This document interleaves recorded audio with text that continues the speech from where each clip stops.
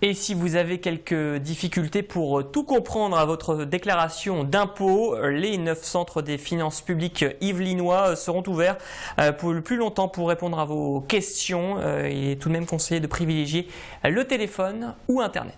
Et après l'ère d'Internet, retour en arrière, très loin même, puisque nous replongeons dans le Moyen-Âge. Poissy fait revivre les grandes cités médiévales avec différents ateliers.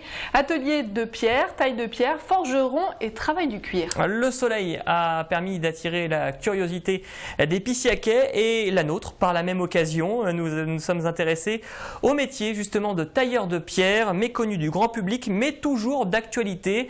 Il recherche même des jeunes pour assurer la relève. On retrouve place de la République à Poissy, Najed Benraba et Eric Suc.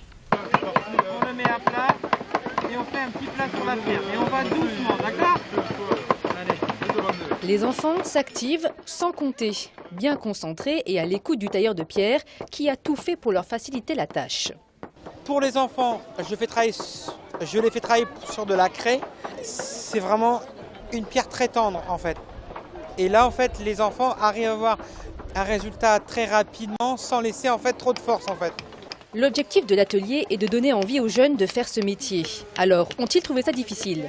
Non, pas trop, parce qu'elle était un peu trop petite et puis elle était un peu déformée.